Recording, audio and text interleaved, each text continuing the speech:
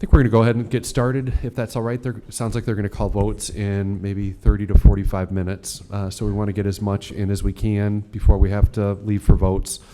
So first of all, just want to welcome you all. Good afternoon. So grateful that you're here at the Lantos Human Rights Commission hearing on the status of human rights and sanctions in Sudan. We've got one more witness who's going to be joining us. We think maybe she's caught in the line coming in. We don't know that for sure, but we'll find out, and hopefully she'll be here in just a few minutes. I'd like to thank our witnesses for coming here today to share their expertise with us. 2017 has already proven to be an important year for the United States foreign policy concerning Sudan. Since 1993, the United States has designated Sudan as a state sponsor of international terrorism and has imposed a trade embargo since 1997. For the first time in decades, sanctions regulations are changing. Sanctions against Sudan were justified on the basis of the Sudanese government's egregious, human rights violations, including genocide, crimes against humanity, and war crimes, especially in Darfur and the states of South Kordofan and Blue Nile, which are known as the two areas. On January, the Obama administration issued a general license to amend Sudanese sanctions regulation and a new executive order revoking sanctions provisions in 2 of the 3 past executive orders if they sustain positive actions taken since July 2016.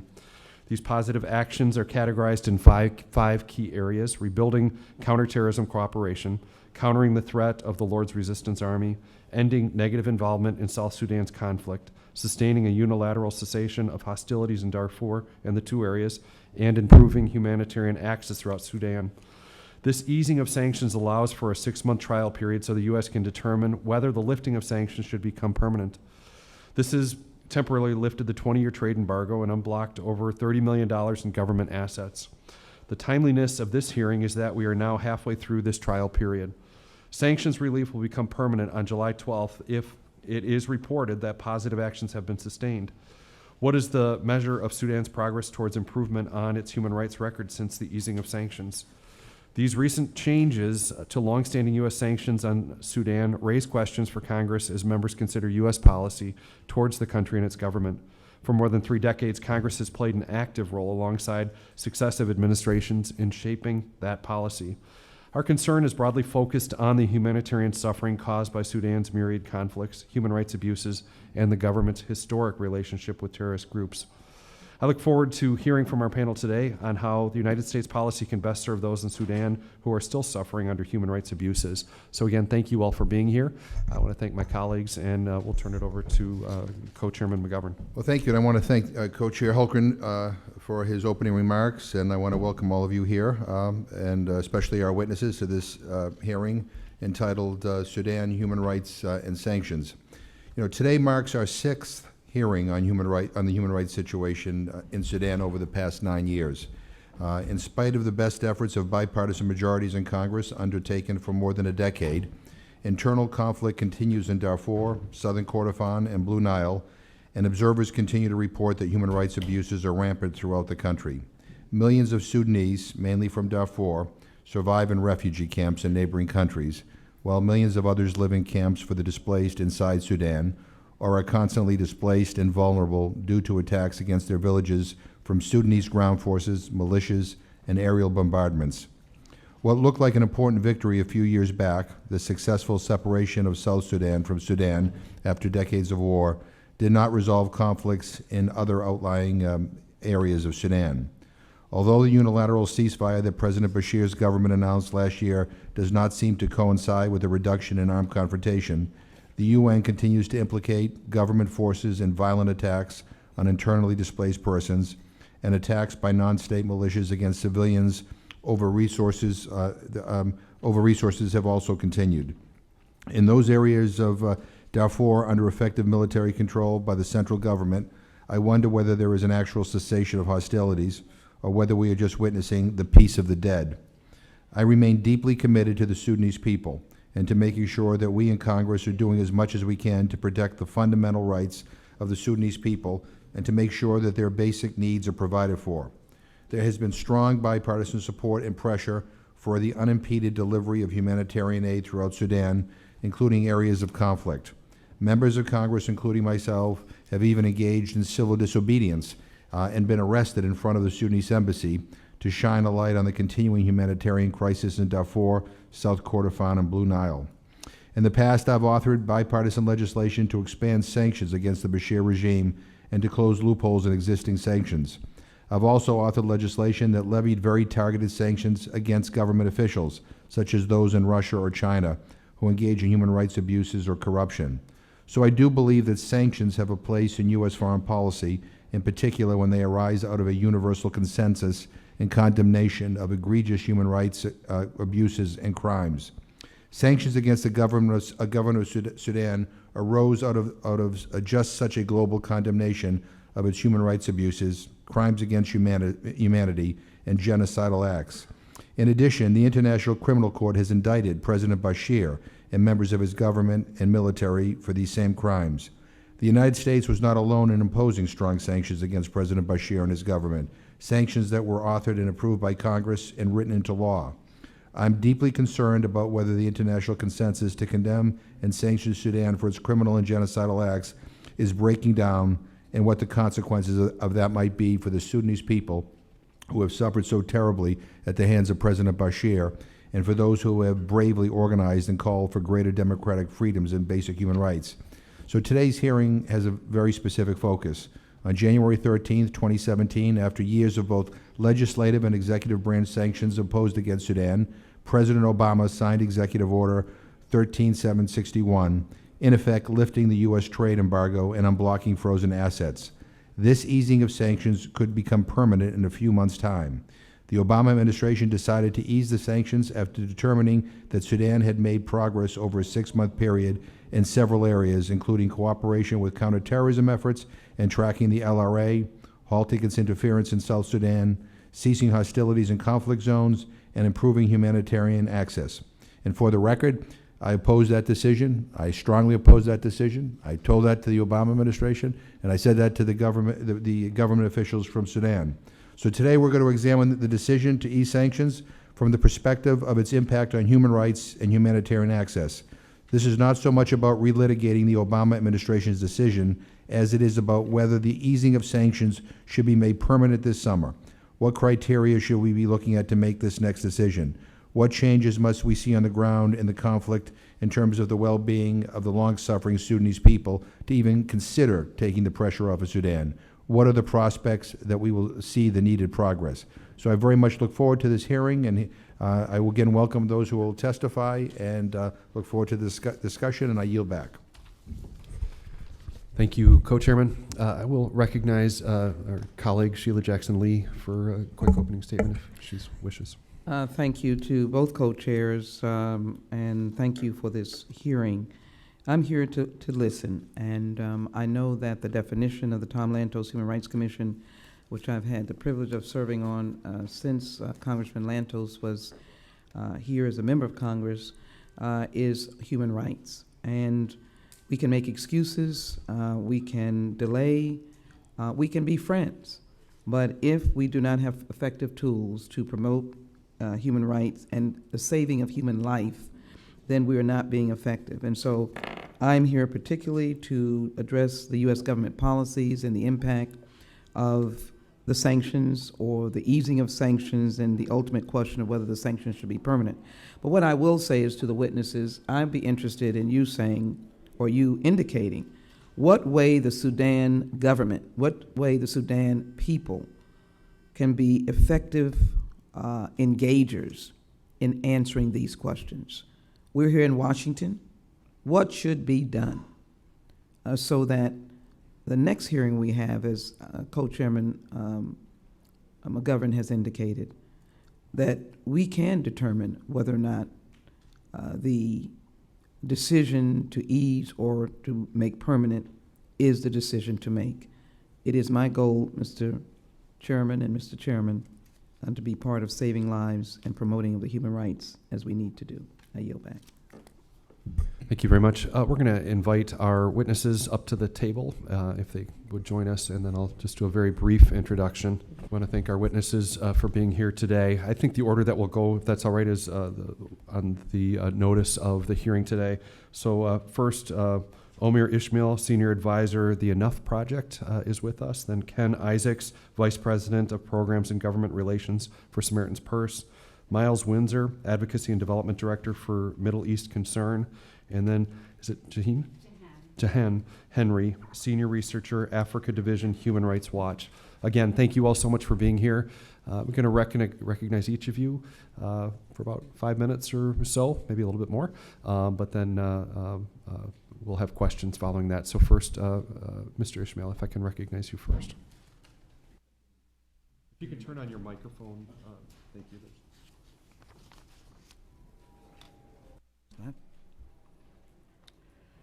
Co-chairs McGovern and Hultgren, members of the Commission, thank you for your continued focus on Sudan and for inviting me to testify today.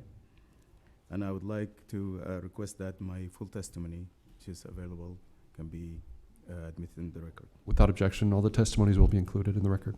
Thank you, sir. On January 13 of this year, the Obama administration eased almost all U.S. sanctions on Sudan.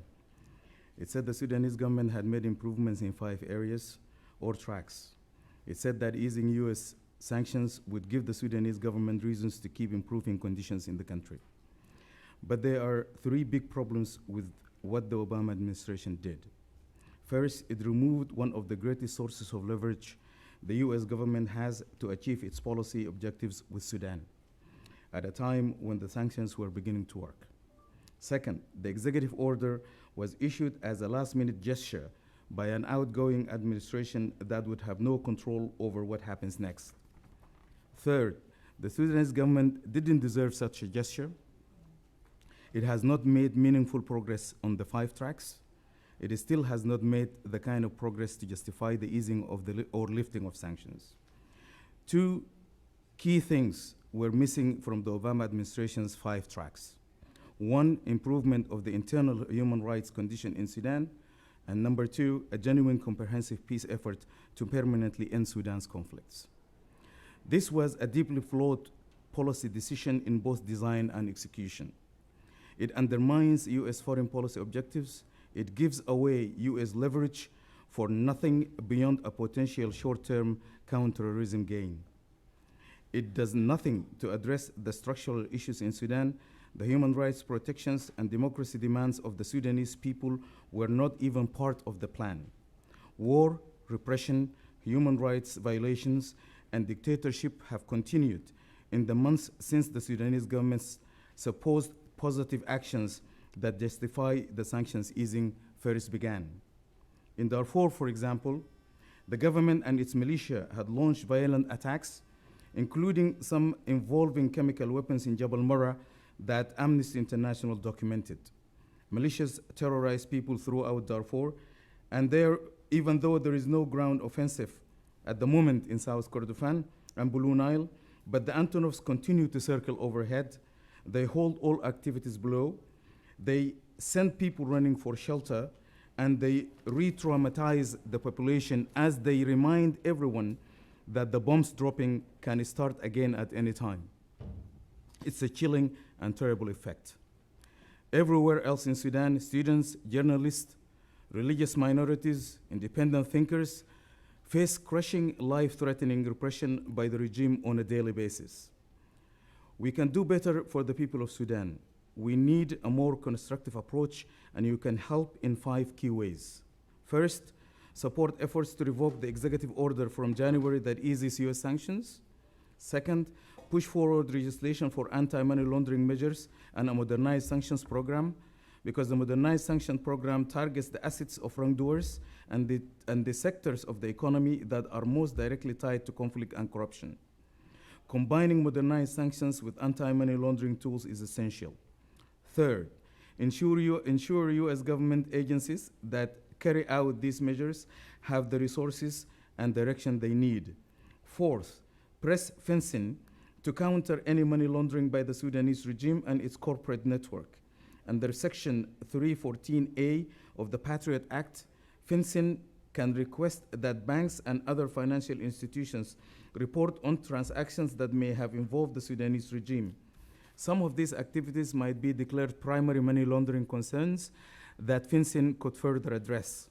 Fifth, urged the Trump administration to use the Global Magnitsky Human Rights Accountability Act to place sanctions on corrupt Sudanese officials. Mr. McGovern, Mr. Holmgren, and honorable members of the Commission, I thank you for the honor and the privilege of this opportunity to testify. I thank you for all of the previous opportunities I have had to testify before you and before the Honorable Tom Lantos himself. His focus on human rights and your focus today on human rights in Sudan has never been as important to the people of Sudan as it is now. By my repeated appearances before you, appearances before you are themselves evidence of the grave problems that persist despite our years of shared efforts and concerted attention. We can do and must do better together, and we will. The leadership of Congress is essential for anti-money laundering measures and modernized sanctions, and it will bring new U.S. leverage with a regime that is not otherwise interested in ending war, protecting human rights, and building an inclusive representative government. You can show them why it is important. Thank you. Thank you. I apologize. This is where we don't get to control this schedule, and it gets frustrating sometimes when we're not in leadership. But they did just call votes. We're about 7 minutes into a 15-minute vote. So we've got 4 votes. We will go and vote and then hopefully come back as quickly as we can. So I apologize for that. I hope that works with your schedule. So we'll be probably gone for the next 40 minutes or so. Is my Hopefully not that long. maybe not quite that long, maybe a half hour.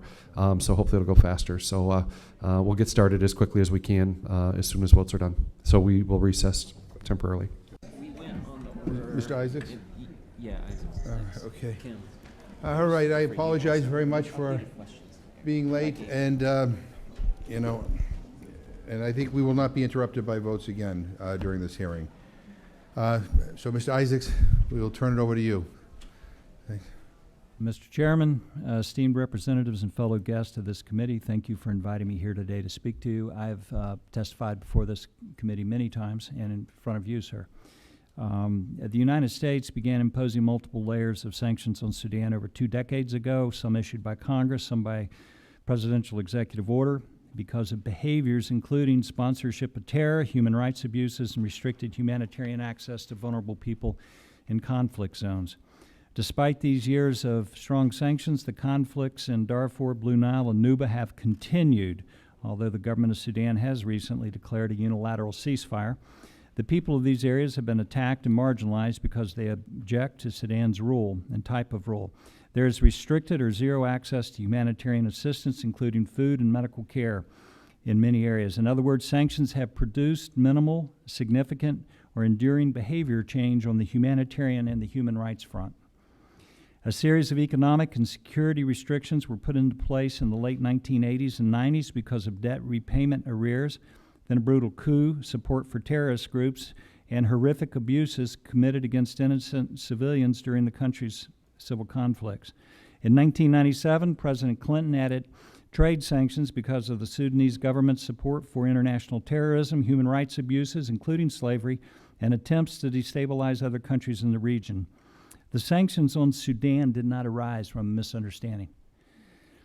The Obama administration eased executive order sanctions on Sudan on January the 17th of this year based on the State Department's position that Sudan had taken positive action, quote unquote, in 5 key areas: counterterrorism cooperation, countering the Lord's Resistance Army, forgive me for saying these things, they've already been stated, ending military support to rebel factions in South Sudan, keeping the ceasefire in Darfur and the other 2 areas, and allowing humanitarian access across Sudan. Some of these improvements are new, with some being questionable and some real. So the essential question to be asked, in my opinion, is, are sanctions effective in changing the nefarious behavior of state actors? If I look at Cuba, Iran, North Korea, and Sudan, I have to say that generally there has not been great success in changing the military action, the human rights abuses, and even the development of nuclear weapons as a result of sanctions. What seems to change a state's behavior is diplomacy, trade, military and intelligence cooperation, and as a last resort, military action. Trade sanctions are a blunt instrument that primarily hurt the most vulnerable people in a country. Trade sanctions don't take wealth and power from national leaders. They take livelihoods, medical care, education, and food from working people. The most rigid sanctions in our history were probably leveled at Cuba, yet the Castro regime survived and the citizens suffered more and more. North Korea has been heavily sanctioned, but they continue their work to develop nuclear weapons. In principle, I believe that broad U.S. trade sanctions on Sudan should be lifted, and it's in America's interest to help our friends there enact the policy changes needed that will move them away from being a pariah nation on the fringes of the international community. I've worked in Sudan since 1993 on all sides of the conflict, and I have many Sudanese friends, some of them in this room. I love the country and all of its people, not just the ruling class citizens of Khartoum. American national security interests must always come first, but sanctions haven't worked. A different approach is needed. We cannot move forward with lifting sanctions, however, unless we are willing to candidly look at past actions and current challenges. To help our Sudanese friends, we need a brief, candid review of how we got to where we are now. In 1993, President H.W. Bush administration declared Sudan a state sponsor of terror for harboring terrorist groups in their country. From 1991 through 1996, Khartoum sheltered Osama bin Laden as he established terror training camps in the country. In 1997, President Clinton imposed trade sanctions on a determination that the policies and actions of the government of Sudan included continued support for international terrorism. In 1998, al-Qaeda bombed the U.S. embassies in Kenya and Tanzania, killing 224 and wounding thousands. In 2014, a U.S. judge determined that the government of Sudan was liable for the damages suffered by the State Department employees who were working in the embassies at the time of the attack. In 2000, the USS Cole was attacked, killing 17 American sailors and wounding 39 more. Sudan was sued in the U.S. by survivors of the families. The judge ruled that Sudan was liable and ordered them to pay $314 million. That ruling was appealed to the 2nd District Court of New York City, and it was upheld.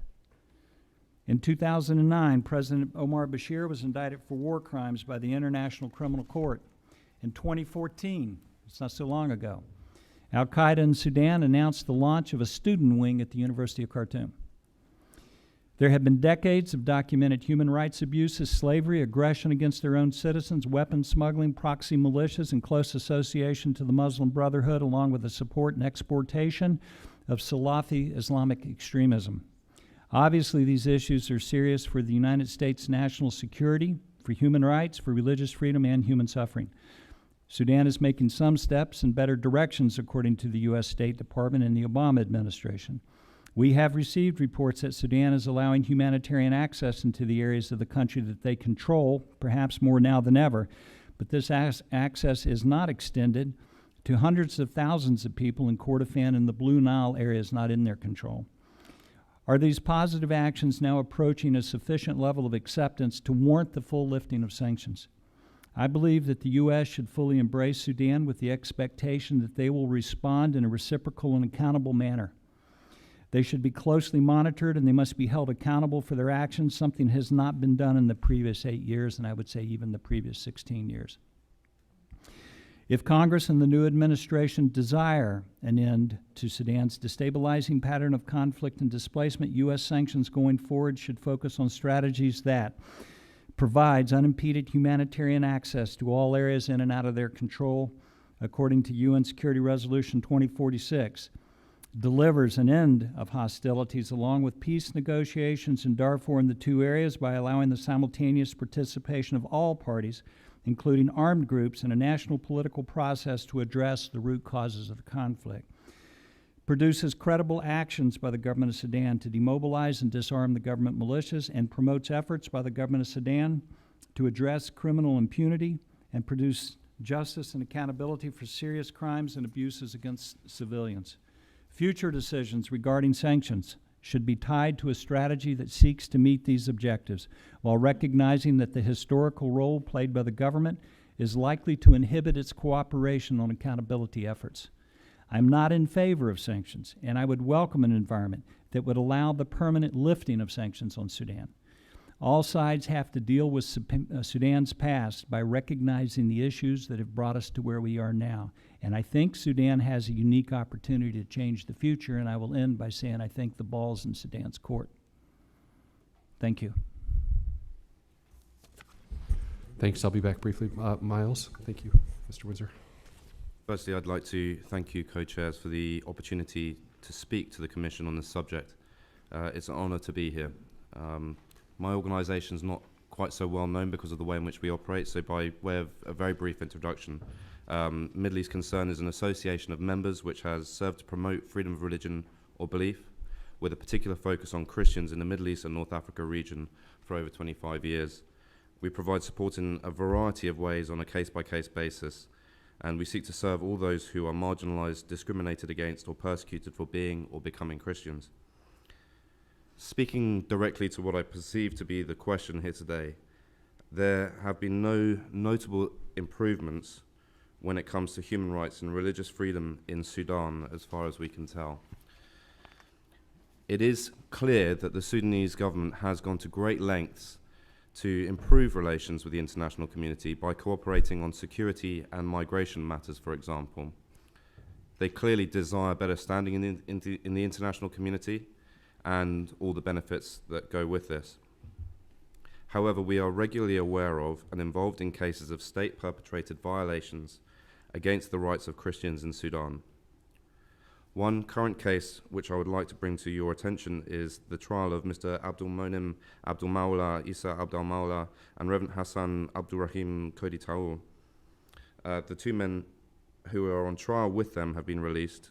Those are Reverend Kuwa Shamal, who was released prior to the sentencing due to a lack of evidence, and Mr. Petr Jacek, a Czech aid worker who was released after negotiations between the Czech and Sudanese governments led to a presidential pardon. Whilst there has been no solid evidence brought against these men, they have been charged with espionage, inciting strife between communities, and spreading rumours that undermine the respect for the state.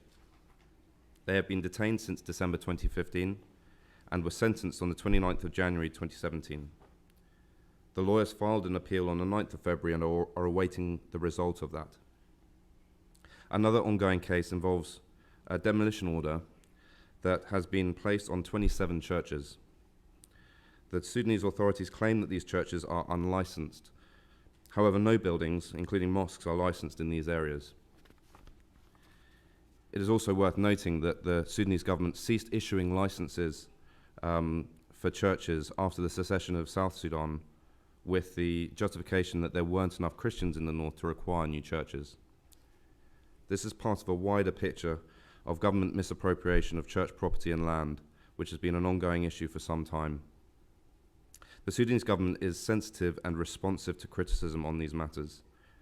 Often these cases have resolutions that are somewhat better than they might otherwise be on account of the Sudanese government intervening in the judicial outcomes. Parts of the Sudanese government, such as the Ministry of Foreign Affairs, find that these cases attract undesirable international attention, and they seek solutions to make these problems go away.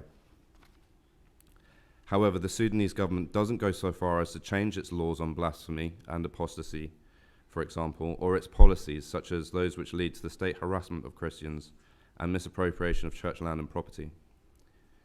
It should be noted that the National Intelligence and Security Services of Sudan, the NISS, are the main perpetrator and instigator of violations against Christians and other minorities, such as the Quranists, and they seem to have a department for this purpose. The powers of the NISS need to be curbed, and directives need to be issued by the Sudanese government for the cessation of activities against Christians and other minorities in Sudan. Until such measures are taken, we would strongly recommend that all appropriate levers be used by the US government and the international community to encourage a change of direction from the Sudanese authorities on its human rights situation. Thank you. Thank you, Mr. Windsor. Ms. Henry? Are we on? Okay. All right. Thank you, Co-Chairman, members of the Commission. Thank you for holding this hearing, which comes at a critical moment when the U.S. has the opportunity to review and redefine the terms of its engagement with Sudan. We can all agree that Sudan's human rights record has for decades been characterized by massive and systemic violations of human rights and humanitarian law. After the government came into power, the U.S. pursued a policy of isolation, in part because of this human rights record, and in '97 imposed broad economic sanctions in response to abuses during the long civil war, abuses that included slavery and denial of religious freedom. Almost a decade later, the U.S. imposed additional sanctions, including targeted sanctions against individual commanders for atrocities in Darfur that, as you know, killed hundreds of thousands and pushed millions into squalid IDP camps and refugee camps. In recent years, the human rights situation has not fundamentally improved. The war in Darfur is not, in fact, over, as we saw last year when the government conducted large-scale attacks on civilians in Jebel Mara. In 2011, the government employed similar tactics in southern Kordofan and Blue Nile. There, too, forces attacked villages and bombed indiscriminately in civilian areas, killing and maiming for life hundreds, or many hundreds, and terrorizing the population. Hundreds of thousands remain displaced in camps in neighboring countries. But more than that, across the country, the Sudanese government continues to use violence and repression to silence dissenters and critics. Its security forces use lethal force to disperse protests, and in 2013 left more than 170 people killed on the streets of Khartoum, Wad Medani, and other towns, most of them shot point blank in broad daylight, and no justice has been brought for these killings. The NISS, already mentioned today, has wide powers of arrest and detention, and it is well documented that the NISS's officials engage in torture practices, torture and ill treatment of detainees. These officials continue to target civil society leaders, activists, journalists, student leaders, anybody with real or perceived critics of the government for various forms of harassment and abuse. Authorities tightly restrict freedoms of association and expression through controlling, intimidating, and interfering in civil society organizations, and by censoring independent media. And they've continued to restrict religious freedoms in various ways, as well as individual freedoms through morality codes that discriminate against women and girls and carry penalties of lashing and other corporal punishments. Sudan has pursued new alliances and promised cooperation on counterterrorism, migration, and other matters of great importance to the United States and others.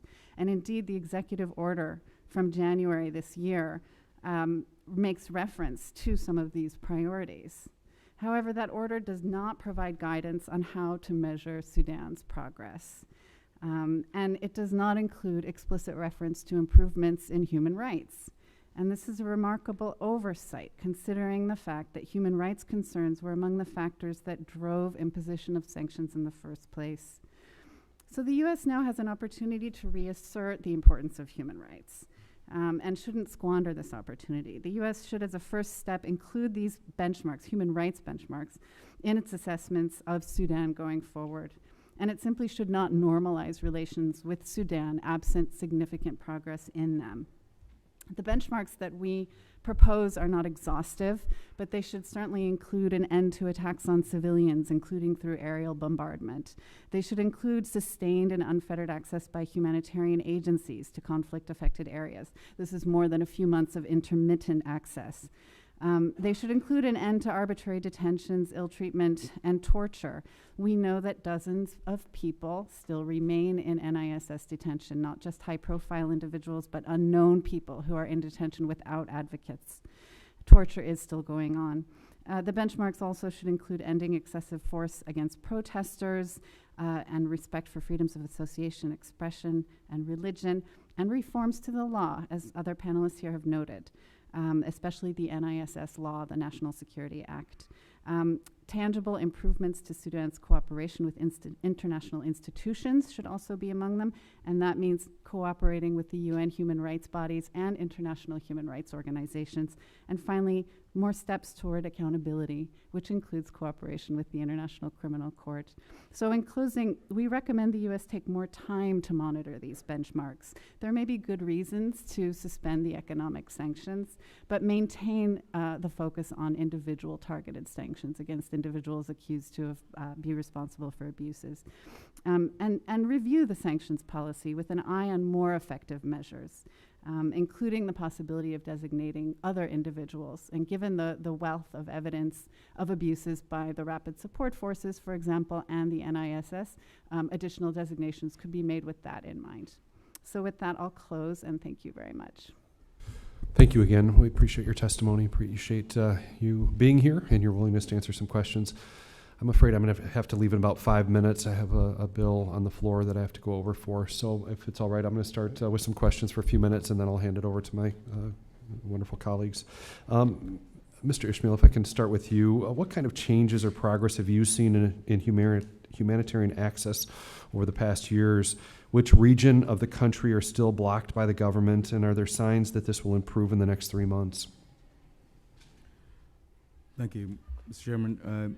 I don't think that I have seen any improvement in the human rights situation in general, and certainly not the access. There were reports of limited humanitarian access in the areas where the government has control. But the areas that the rebels control, or the other fighting forces in different parts of the country, had not been accessible to the workers and never to the supplies that were in dire need for these populations. We've seen that in some places, in two Payams or two counties that under the control of the SPLM North were already declaring. The SPLM North already declared famine in these two counties. The situation in Darfur is not better. Eastern Jabal Mara, where we all reported that there were attacks from last year, there were over 100,000 people that were not allowed even to reach the displaced camps, so that they can get the limited access to services and food. So for me, there is no improvement in the human rights situation in general, and certainly not access. Let me do a follow-up. If the sanctions changes and the Executive Order 13761 became permanent, what leverage or influence does the United States have with the government of Sudan to achieve various objectives? I think there is no leverage at that point, because we have seen from the CPA and on, the only way that we were able to force the government of Sudan to budge was through showing that the international community is vigilant, the international community is staying on pressure. That is the mode of operation that the government of Sudan understands. When this lifting of or partial easing of sanctions happened, we have seen how Khartoum was gloating about this, that if you cannot twist the arm, then you shake them, that the US had tried us and found us very difficult to punish, then they extended the arm to work with us. This is not a regime that understands the gestures of goodwill. This is not a regime that understands that the international community has a way of working with different governments in the world. This is a regime that has its own echo chamber, that only hears its own voice, and a regime that if you extend the hand to them, the only one that is going to suffer are the people under them. I urge this Congress and of course this committee that they will not let go their guard and let the government of Sudan get away with murder, literally, because this is a government that is oppressing its own people. Thank you, Mr. Ishmael. Mr. Isaacs, if I can address to you, what does the humanitarian situation look like on the ground? What needs to happen for all groups in Sudan to have access to humanitarian aid?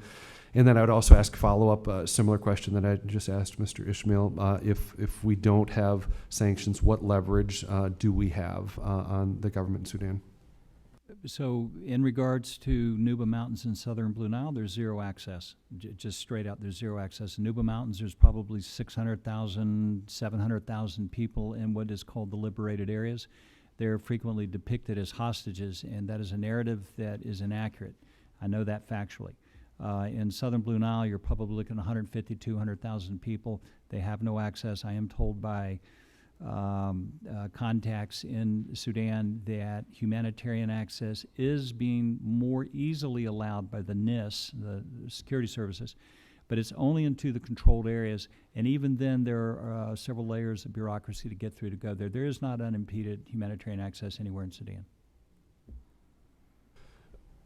The question I'd asked Mr. Ismail, just as a follow-up too, of any other suggestions if we don't have sanctions, what leverage or influence do you think the United States has or can use on the government of Sudan?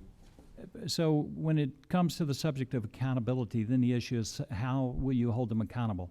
And what seems clear to me, my colleague Omar and I may not fully agree on this, is I've not seen behavior change in the government of Sudan regardless of the sanctions. And I think it requires another level of political determination on the United States, on the Congress and the administration, if we're serious about affecting durable change in the behavior of the state of Sudan. Thank you all. I apologize that I have to leave. I'll hand it over to my co-chairman. Thank you very much. I appreciate it. Yeah, I was, like I mentioned in my opening statement, I thought the Obama administration made a mistake in issuing the orders that they did to to ease these sanctions. But as the adage goes, you can't change the past. You can only help to shape the future, and we are where we are.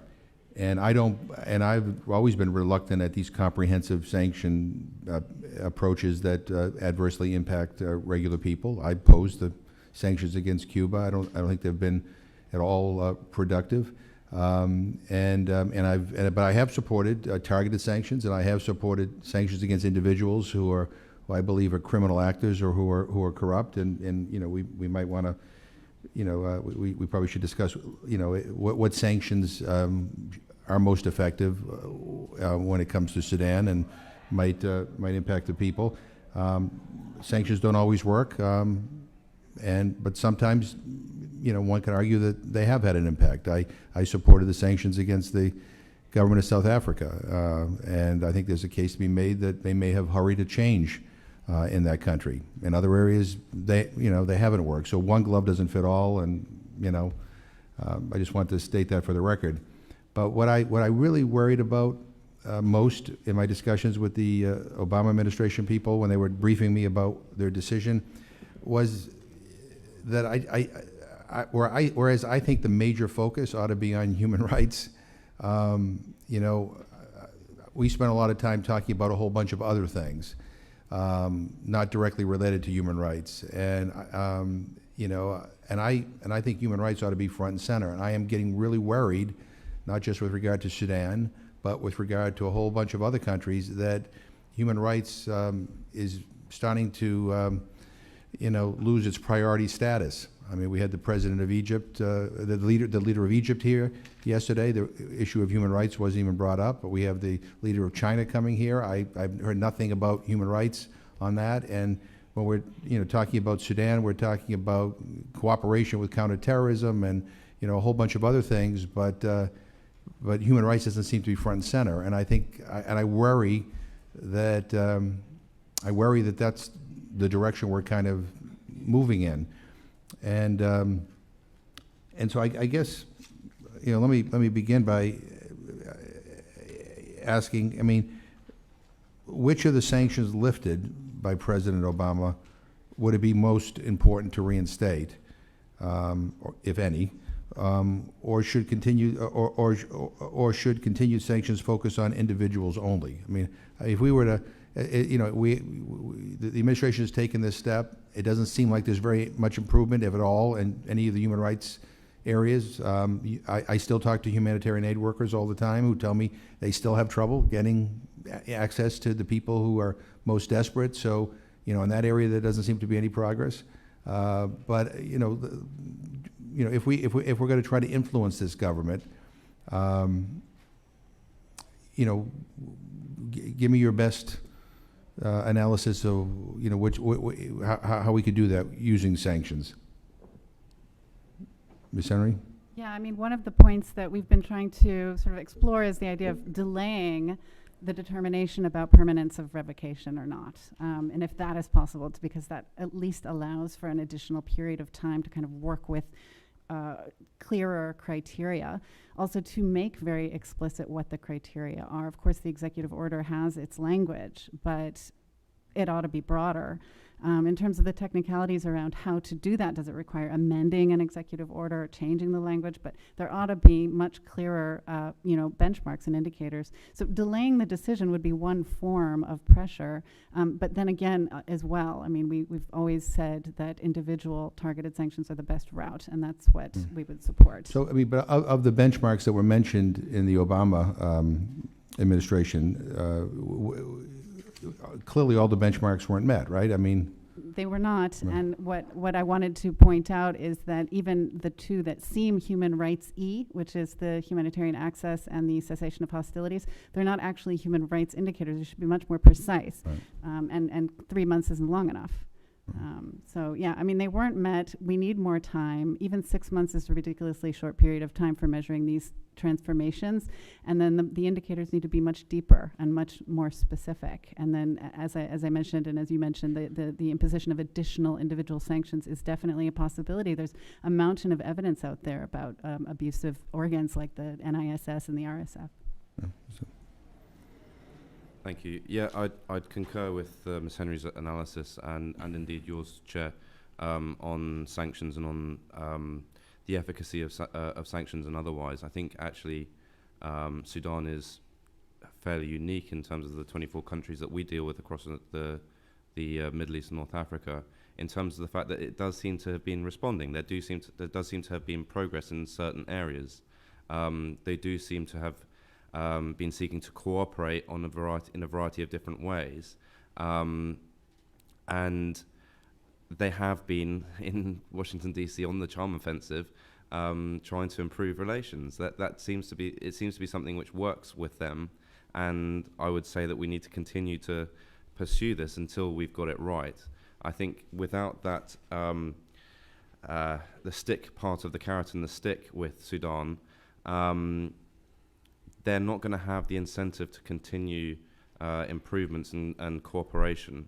And so we do need to do that. I'd also agree with the suggestions about focused sanctions against individuals as well. I mean, just to name one individual who keeps cropping up time and time again in cases of violations against Christians from the NISS seems to be an individual called Dr. Abbas Al-Tahir al-Abbas, who is regularly leading the activities against Christians and other minorities within this department in the NISS that seems to be set up to do that, just that. And I think this deeper, more targeted approach to sanctions would or could be effective. Yeah, if I have to choose among the sanctions that will be lifted, it's going to be the general sanctions, because even though I don't buy the argument of the government of Sudan that is hurting the people, the government of Sudan is hurting its own people. Mm-hmm. If we are following a government that is using 75% of its annual budget for the last 10 to 15 years, 75% of its budget is directed to military and security, which is doing nothing but hurting the Sudanese people. That is number one. And if you look at 5% only on average of this budget that is allocated to education, healthcare, and services combined in the last 10 or 15 years, what kind of government that is taking responsibility of a people for almost 30 years is doing this? And they have the nerve to tell the world that this is because of sanctions. This is because of the bad policies of the government of Sudan. But the general sanctions will help people who are in the country, who want to invest in healthcare, who want to invest in education, the access of the students to the international World Wide Web, and to be able to read like the children here or elsewhere from the libraries. Nobody with their sound mind will be against that. The targeted sanctions on individuals that are corrupt, that are actually perpetrating this violence, should remain in place, and more individuals should be added to the list. Tools like FinCEN should be used to track down the corporate dealings with NIS and the cronies of the NCP and the government of Sudan. And as well, the anti-money laundering measures should be also in place so that these people who are made a business out of fleecing the country and using corruption to take the coffers of the country away from the Sudanese people should not be allowed to enjoy this money that they stole in broad daylight. And I think that could only come with targeted sanctions and using these particular tools in stopping the government of Sudan from perpetrating more actions. Mr. Isaacs? I would agree with Jahan that it's too early to lift the sanctions off. I think the language coming out of the State Department is squishy. And even the report back on how they made the evaluation that improvements have been made is very ambiguous. I do think that there needs to be tighter language on the expectation of the benchmarks, and there needs to be more evidence submitted that they've made improvements. But then that brings up the question, well, is that a charm offensive or is that a permanent change? And I think that anyone dealing with Sudan is wise to always be aware of that. One other thing that I would say about sanctions, so in a way, you could make the case that a criminal warrant by the International Criminal Court would be like an ultimate sanction. Mm-hmm. And President Bashir is pretty well traveling where he wants to go. No, I just was in Jordan, and I'm horrified that he was allowed to go there and not be arrested. I mean, and to the Arab Summit, which my understanding is that they have previously banned President Assad of Syria the ability to be there, and yet a guy who is been indicted by the International Criminal Court has been able to go, attended, was able to be there, and has been to China, and I think that that adds to my worries about the fact that human rights seems to be becoming an afterthought in world affairs, and I'm really worried about that, and I think there needs to be some significant pushback. But I do think it was I was surprised to learn that he was in Jordan, and by the way, there wasn't a ton of attention on it here in the United States, but it is unfortunate. So that comes back to what you were saying about the emphasis that human rights plays within the public sector here. And you can remember in 2004, 2005, that the organization Save Darfur? Right. It didn't. There's like 100 million people signed up for it. Mm-hmm. Nobody's talking about that anymore. Nobody's talking about that in Hollywood. I don't hear anybody talking about that. Yeah, but if I can push back on that just a little bit, I would argue that it never was the priority it should have been within our own government and amongst other governments that it should have been, and maybe I think if it had been more of a priority, we might be having a different discussion here today. But we argued with various White Houses that the president ought to use his bully pulpit and talk about the atrocities that were going on and help raise awareness and help make it more difficult for other countries around the world to be so accepting of Sudan's president when he showed up at their doorstep. I think there are organizations out there that tried to push us, but I don't think our government gave it its best try. That's just my analysis. And I agree with that. I'm just saying that the public interest and the political interest has waned. Yeah, well, let me ask you a question here. I mean, part of the challenge, and this is part of my frustration too, and this is when I've talked to administration officials about this in the past, is the reliability of the information that we are basing decisions on. I mean, should the United States work with allies to set up a serious monitoring mechanism? How good is the information and the documentation that reaches us? Because sometimes the stuff I get from our government is at odds with what I hear from humanitarian workers on the ground. What would a good monitoring mechanism look like so that when we're having these discussions, we're all in basic agreement that these are the facts? Well, thanks for the easy question. So, in the same way that President Bashir has enjoyed success in compromising the international community about this ICC warrant, Mm-hmm. they've also created a division between, let's say, the intelligence community in the United States in the humanitarian community, and which one is taking precedent over the other one in establishing policy. Now, I don't know all the ins and outs of that, but I would say that counterterrorism is probably the one leading the effort, would be my. And then you have to think, well, how much value does Sudan truly play in counterterrorism? And I have no idea on those issues, except I know that there seems to be a lot of terrorists live in the country. Right, but I'd like everybody to answer the question. I guess my point is, when I'm being told that they are making progress in, allowing more humanitarian workers to get access to people who are in desperate straits, when I am told that the human rights situation is improving, when I am told certain things, I guess that seem to be at odds with others, I think it might be useful that there be some sort of a formal mechanism in place where we all can say, you know what, I actually believe what I'm being told here. Ms. Henry? Yeah, I mean, that's certainly one of the tests we would urge is to see Sudan actually granting access. I mean, they basically shut down the Human Rights Liaison Office for UNAMID in Khartoum and have repeatedly denied access to human rights groups and independent monitors. And so indeed a test is, it's not just putting in place some human rights benchmarks here for the purposes of the sanctions determination, but it's also, how, exactly as you put it, how do we even measure this progress? How do we know the information is right? And so a very clear part of this test should be, whether Sudan allows such a thing to be set up. With Southern Kordofan and Blue Nile, we've been calling for an independent monitoring body to go in there since 2011, and Sudan has always refused. So these refusals pile up, and they definitely contribute to our myopia.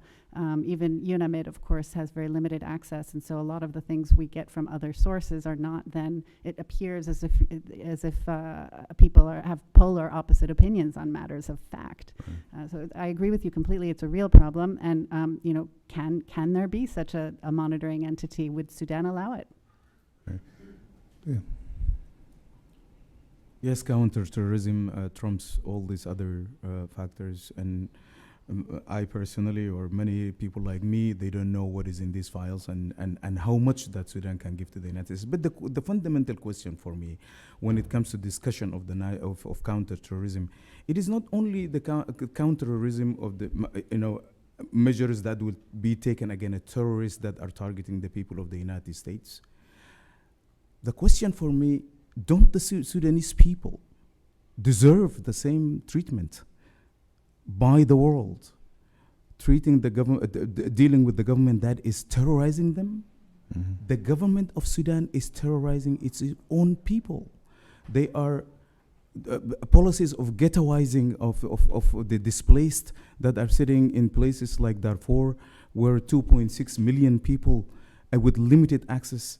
There are people in the Nuba Mountains who are running to hide under rocks and in caves because of the high-flying Antonovs that at times not even throwing bombs at them, but they have the same terrorizing, and we use the same word, the same, because it describes the same condition, the same terrorizing effect. We are not going to redefine what counterterrorism means or terrorism means, but at least as a community of people who are advocating for human rights, we should ask that question. Don't the people of Sudan deserve the same treatment? Mm-hmm.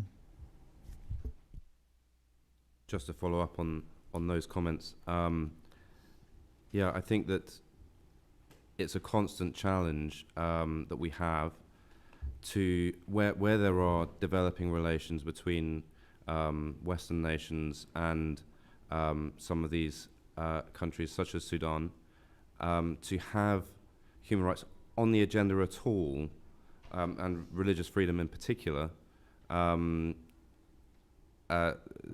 when these discussions are happening, it's a huge challenge. If I'm being totally reasonable and seeing things from all perspectives, I would say I can sympathize and understand why governments do look at the strategic objectives, and human rights don't necessarily come into that when they're looking about at how relationships and developed relationships can benefit our countries here in the West.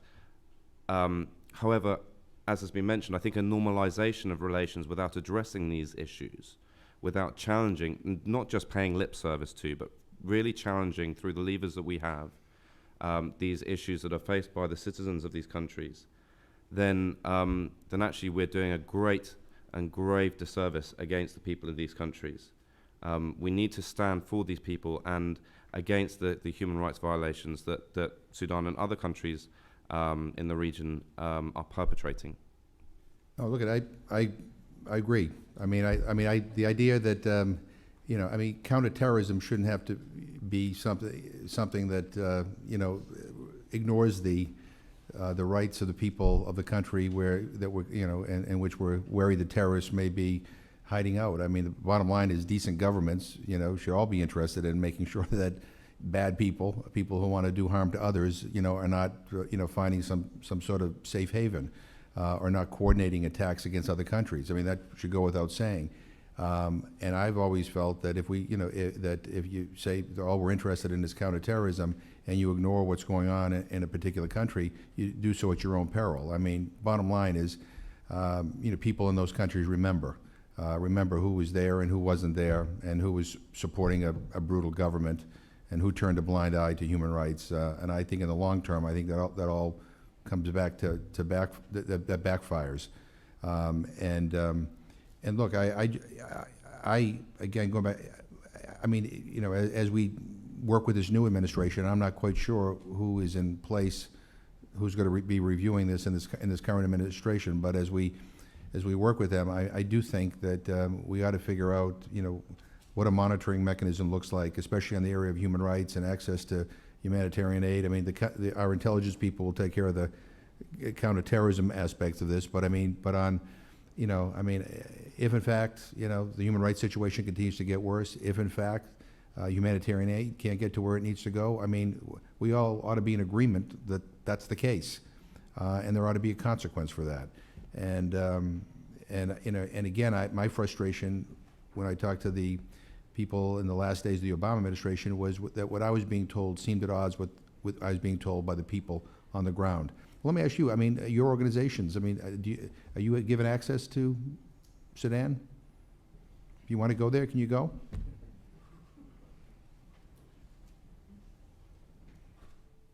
If you go to Sudan when you want to go, you wouldn't go through Khartoum.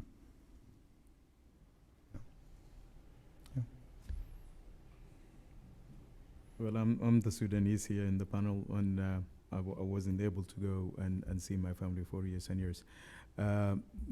Somebody might say, you chose that, you don't want to go, but I know the dangers, and I talk daily with my family and friends and the people that go back to the country, and we understand that as enough project, we are basically labeled as maybe enemy of the state, and I don't think there would be any access for us. At one time, we had a meeting with Foreign Minister Ibrahim Gandour in the Peace Institute, and he said, you are welcome to come to Sudan anytime, but beyond the pleasantries that is changed between decent people, I don't think that is a policy that I would believe. At present, my understanding is that my regional colleagues have found that it's too dangerous for them to enter Sudan. And so we develop our understanding of what's happening through the lawyers involved in the cases that we're handling, and the community on the ground, and we're in regular contact with them. And we will attend meetings in places outside, close to Sudan. Well, Human Rights Watch. Similar to my colleague here to the right, officially we are not given access to do investigations in Sudan. There are various ways of reaching people around the edges of the country, refugee camps, et cetera, and there are also civil society groups that are it's possible to work with very closely. It's certainly possible to do work on Sudan, and it takes an enormous amount of time and effort and expense to do it without access. Right, but if we were to develop a monitoring mechanism, it would require that people have access to be able to monitor. And a test, right. Yeah. I mean, I tried to go to Sudan a few years ago and was denied a visa here in the United States, and I was told all I need to really do is if I went, we had other couple of other stops on the trip. I could get a visa in Ethiopia. I went to Ethiopia. They wouldn't give me the Sudanese embassy wouldn't give me a visa to travel. Then I went to Nairobi, and they said you get that's where you can wherever you get one. I was told I couldn't get one there, so I went to Chad. I went to the border, and actually ended up doing interviews at a refugee camp on the border. Now, as part of the new Charm Offensive, I'm told by the Sudanese government that I can go anytime I want and go anywhere I want. And maybe we could all go together, and do the because that at the end of the day, I mean, look, I think we all, I mean, we want a happy ending here. I mean, we want a situation where, people, the suffering and the violence all ends, and that, it's different from where we are right now. But in order to get to that point, I mean, we have to be basing our decisions on information that's believable, that people have firsthand information about. And again, I mean, I've relied a lot on people who have fled the country, people I've interviewed along the borders, and I believe the individuals I've talked to who have fled the violence. And I just have a tough time. I'll just say this for the record. I have a very tough time with the idea that we may be enabling a leader of a country who has been indicted for crimes against humanity and by the International Criminal Court. I mean, I find that very, very troubling. And I think that easing the sanctions may in fact result in his longevity, and not the kind of changes that I think all of us believe are important. But in any event, I mean, I've kept you guys here long, but I mean, any last comments for the record that you want to? And you may. And if, by the way, if there are any, human rights defenders that are currently in prison that anybody wants to draw attention to, or any issues like that we want to get on the record, the floor is yours. You can say whatever you want. Ms. Henry? Yes, I think I need to draw attention to the case of Dr. Mudawi, who's been in prison. He was on a hunger strike. Finally, charges were brought, very trumped-up charges, but he remains in prison. Of course, the government has promised to release him. But there are others, colleagues of his, who are also detained, who are less well known, and they also need to be released. This pattern of arbitrary detention for long periods, combined with abuses in interrogation and physical abuses, has got to stop. So that's what I'm gonna leave you with. Just briefly to highlight another issue which is emerging presently. There was a murder yesterday at 4 p.m. Sudanese time at the evangelical school in Omdurman, which is one of the church properties where the government is seeking to intervene and hand over the ownership of that property. And I believe it comes from one of the corrupt officials, or there was a scuffle involving one of the corrupt officials who was seeking to take away this land from the church, and 2 men were stabbed, 1 fatally. And so just to highlight this at this stage, more information I'm sure will emerge over time.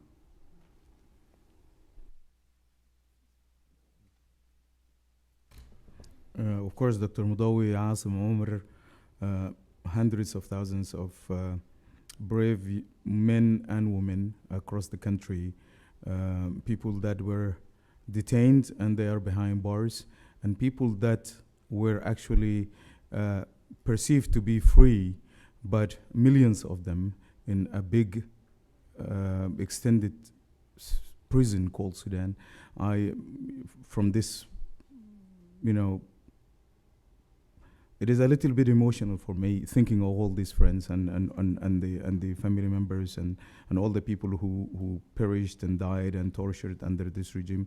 But I think if there is anything left in this government that is remotely related to the the human beings, I would urge them to treat the Sudanese with dignity, with justice, and to observe the human rights of the millions in the country that have been abused for years. Thank you. Thank you.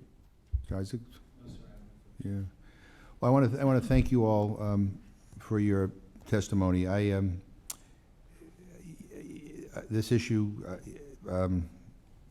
weighs on me heavily. I mean, for many years now, as we've been dealing with this, I've been frustrated that again, the response not only by our government but by the world community has been inadequate. I mean, this really is a failure by the international community when you think about it. I mean, because notwithstanding the sanctions, there were always ways to prop the government up by other countries, China and Russia in particular. Notwithstanding the indictment of the International Criminal Court, the leader of Sudan was welcomed in a variety of other countries that were willing to look the other way. And when you think about all the bloodshed, all the deaths, all the innocent people that were killed, you know, when I visited the refugee camp in Chad, this was before the indictment by the International Criminal Court, and I was there when they were interviewing people for the indictment, and I remember being there and listening to an interview of a young woman who was, you know, in a tent being recorded, talking about how from Darfur, how she had basically seen her entire family, her husband and her children killed. And I watched her and was amazed that she was able to get this story out, and that she had the strength to be able to tell the story. And when it was all over with, you know, I was introduced to her, and I didn't know I didn't know what to say. I just said, "Well, thank you for sharing that terrible, you know, ordeal that you experienced." And I know it will help. And her response was, you know, the only reason why I believe it's important to even be alive anymore is because I'm counting on the fact that if I tell this story, that it will help save the lives of others. It will actually make a difference. And you know, I continue to be haunted by that experience because I don't know how anybody could experience what she did and still be able to function, to be able to tell what happened. And she's just one of countless people who have been through some of the most horrific experiences that any of us can imagine. And so, how we do sanctions, how we lift them, you know, what are the incentives, whatever. I mean, I think that, you know, that people like that woman need to be front and center in our minds. That's the most important thing. It's the human rights of individuals, of people. And yeah, I get the counterterrorism, and I get the, you know, geostrategic, you know, babble that we hear all the time. I get it all, and all of it is relevant. But at the end of the day, what is most important is the dignity and the human rights of these individual people who, to this day, I think many of them feel forgotten, and continue to find themselves in a horrific situation. So I look forward to. I appreciate all the testimony here today. I appreciate all the work that you guys have done on this, and I respect it, and hope that you will not be shy about letting us know of individual actions that we might be able to take in this commission in a bipartisan way to try to either push our current administration or to help maybe push the formation of a formal mechanism so we can actually monitor these benchmarks that we have in place, or maybe ways to even make the benchmarks more specific so that they're more meaningful. But we look forward to working with you because this issue is not going to be forgotten by this commission. So thank you.